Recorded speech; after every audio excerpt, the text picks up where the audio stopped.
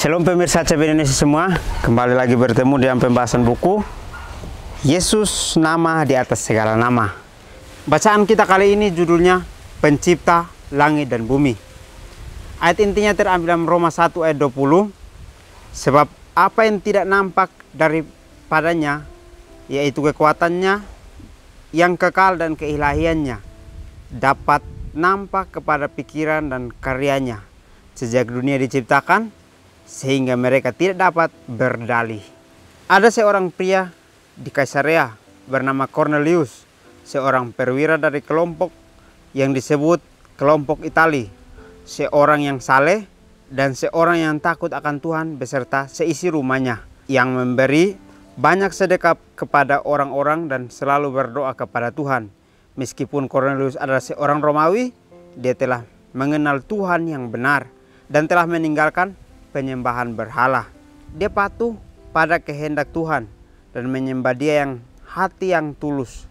Dia tidak menghubungkan dirinya dengan orang Yahudi, tetapi mengenal dan patuh pada hukum moral. Dia tidak disunat, juga tidak mengambil bagian dalam persembahan korban. Karena itu dia dianggap najis oleh orang Yahudi. Dia bagaimanapun mendukung perjuangan Yahudi dengan sumbangan sukarela. Dikenal jauh dan dekat karena perbuatan amal dan kebajikannya. Kehidupannya yang benar membuat bereputasi baik di antara orang-orang Yahudi dan bukan Yahudi.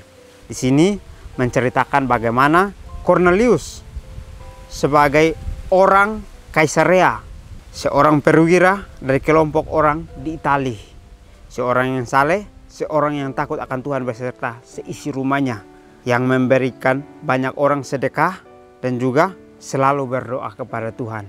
Atau dia selalu menaruh hidupnya hanya kepada Tuhan. Dia percaya bahwa apapun yang dia jalani harus sesuai dengan apa yang Tuhan inginkan. Sehingga dia melakukan itu dengan sungguh-sungguh untuk bisa menjadi satu contoh yang baik kepada semua orang maupun kepada orang Yahudi sekalipun. Meskipun Cornelius adalah seorang Romawi, dia telah mengenal Tuhan yang benar dan telah meninggalkan penyembahan berhala. Yang artinya adalah orang Romawi dikenal sebagai orang yang selalu menyembah berhala. Tetapi muncullah Cornelius yang memberikan contoh hal lain untuk orang lain dapat melihat bahwa dia orang yang sungguh-sungguh kepada Tuhan. Dia meskipun orang Romawi, tetapi dia mengenal Tuhan yang benar, dan juga dia meninggalkan akan penyembahan berhala hanya untuk mengikuti sesuai dengan apa yang Tuhan inginkan. Dia patuh pada kehendak Tuhan dan menyembah Dia dengan hati tulus. Jadi dia patuh dengan apa yang Tuhan beritahukan. Dia patuh dengan apa yang Tuhan kehendaki. Sehingga pada saat dia patuh, dia juga menyembah Tuhan dengan hati yang sangat tulus. Dia percaya bahwa dengan penyembahan dia dapat melihat Tuhan itu sendiri di dalam kehidupannya setiap hari. Dia tidak menghubungkan dirinya dengan orang Yahudi, tetapi mengenal. Kalau kita melihat di sini, dia ingin untuk terlihat atau dia melakukan sesuai apa yang sesuai dengan kehendak Tuhan yang orang Yahudi juga lakukan, tetapi dia tidak sama sekali sempurna seperti orang Yahudi. Orang Yahudi pada saat mereka sudah melakukan yang benar, mereka akan memikirkan mereka bisa diselamatkan oleh diri sendiri. Tetapi berbeda dengan Cornelius. Dia percaya dengan kesungguh-sungguhan dia kepada Tuhan. Dia percaya masih tetap Tuhan yang bisa untuk menyelamatkan dia dari segala dosa-dosanya. Sehingga dia tidak menghubungkan dirinya dengan orang Yahudi, tetapi dia mengenal. Dia patuh kepada hukum moral itu sendiri. Atau dengan hukum moral yang dilakukan. Dia percaya bahwa dia akan bertemu dengan Tuhan setiap harinya. Dia tidak disunat, juga tidak mengambil bagian dalam persembahan korban, karena itu dia dianggap najis oleh orang Yahudi. Jadi dengan perbedaan yang ada, orang-orang yang sudah menjalani kebenaran itu sesuai dengan apa yang mereka inginkan, mereka ketahui, mereka tidak akan menerima apa yang menjadi perbedaan pada saat kita hidup dengan Tuhan itu. Dia sebagaimanapun mendukung perjuangan Yahudi dengan sumbangan sukarela dan dikenal jauh dan dekat karena perbuatan amal dan kebajikannya. Kehidupannya yang benar membuat bereputasi baik di antara orang-orang Yahudi dan bukan Yahudi. Jadi contoh yang baik yang dilakukan oleh Cornelius ini dapat kita ambil ceritanya. Dikatakan di sini bahwa dengan pengorbanan diri yang dia lakukan, meskipun dia dikatain adalah orang yang najis, tetapi dengan pengorbanan dirinya dia terus melakukan, sehingga orang dapat mengambil reputasi itu sebagai reputasi yang baik, karena dengan amal yang dilakukan itu bisa menjadi satu hal yang baik untuk kehidupannya sendiri, dan dia dikenal oleh orang Yahudi dan juga bukan orang Yahudi sekalipun. Cornelius tidak memiliki pemahaman tentang iman kepada Kristus, meskipun dia mempercayai nubuatan itu dan menantikan Mesias yang akan datang. Melalui kasih dan ketaatannya kepada Tuhan, dia dibawa dekat kepadanya dan dipersiapkan untuk menerima juru selamat ketika dia akan dinyatakan kepadanya.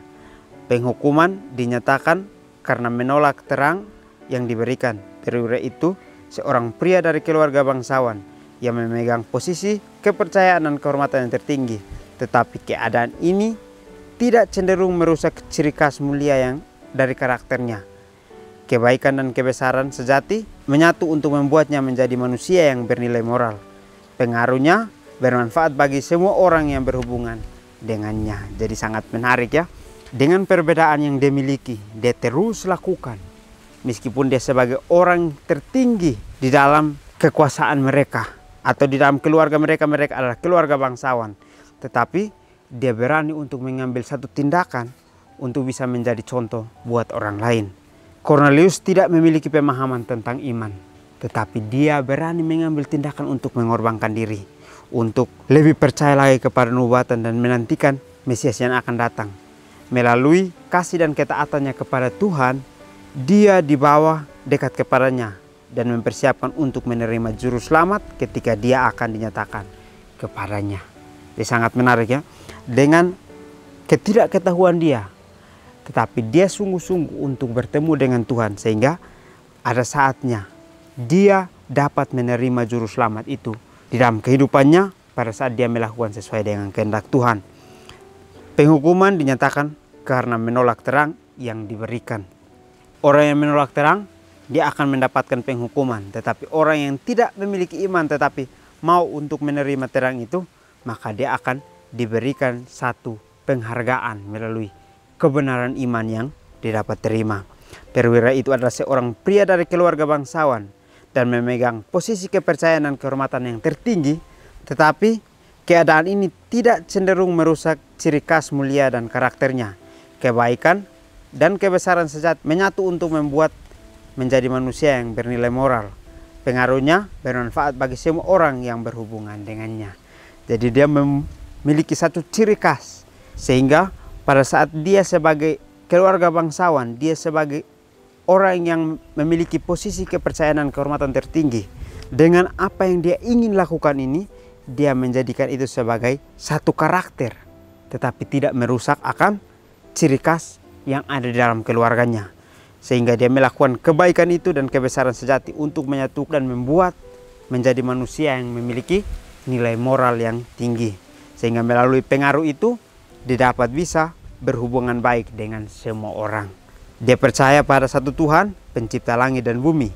Dia menghormatinya, mengakui otoritasnya, dan mencari nasihat darinya dalam semua urusan kehidupannya. Dia setia dalam tugasnya di rumah serta dalam tanggung jawab tugas resminya, dan telah mendirikan mazbah Tuhan di dalam keluarganya. Dia tidak berani menjalankan rencananya dan memikul beban tanggung jawabnya yang berat tanpa pertolongan Tuhan. Oleh karena itu, dia banyak berdoa dengan sungguh-sungguh untuk pertolongan itu. Iman menandai semua pekerjaannya, dan Tuhan menghargai kemurnian tindakannya dan kebebasannya.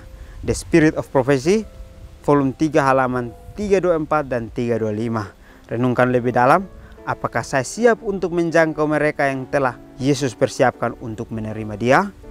Baik, di akhir pelajaran kita menceritakan bagaimana kepercayaan Cornelius. Dia percaya pada satu Tuhan, yaitu pencipta langit dan bumi. Dia hormati, mengakui otoritasnya, dan mencari nasihat darinya dalam urusan kehidupannya setiap hari. Di setiap tugas, dia setia di rumah serta tanggung jawab resminya. Dia setia kepada Tuhan dan telah mendirikan mezbah atau rumah Tuhan di dalam keluarganya untuk mereka dapat sama-sama untuk menjalani kehidupan moral mereka. Dia tidak berani menjalankan rencananya dan memikul beban tanggung jawabnya yang berat tanpa pertolongan Tuhan. Oleh karena itu, dia banyak berdoa dan sungguh-sungguh untuk pertolongan itu. Jadi dengan kepercayaan yang selama ini dia buat, pada saat dia sudah diberikan kepercayaan oleh Tuhan, dia tidak menggunakan kepercayaan itu untuk menjalani kehidupannya sendiri, tetapi dia masih membutuhkan Tuhan di dalam kehidupannya sehari-hari. Dia percaya bahwa pada saat Tuhan ada dalam kehidupannya, maka dia bisa untuk menjalani kehidupannya dengan sungguh-sungguh, sehingga dia sungguh-sungguh meminta dengan banyak berdoa supaya Tuhan memberikan pertolongan di dalam kehidupannya. Iman menandai semua pekerjaannya dan Tuhan menghargai kemurnian tindakannya dan kebebasannya. Jadi Tuhan menghargai apapun yang kita ingin lakukan bersama dengan Dia. Tuhan akan menghargai itu semua sehingga kita dapat diberikan iman yang bertambah dan juga kemurnian hati yang dimurnikan terus-menerus sehingga kita dapat diberikan kebebasan untuk terus berjalan bersama dengan Dia. Tuhan yang kita percaya adalah satu Tuhan, yaitu pencipta langit dan bumi. Kita diajak untuk lebih percaya lagi kepada Tuhan setiap harinya. Ini doa dan harapan kita semua sebagai orang percaya, yaitu percaya hanya kepada pencipta langit dan bumi. Mungkin ini saja pelajaran yang dapat saya bahas. Kiranya kita bertemu lagi di pertemuan selanjutnya. Kiranya Tuhan Yesus memberkati kita semua.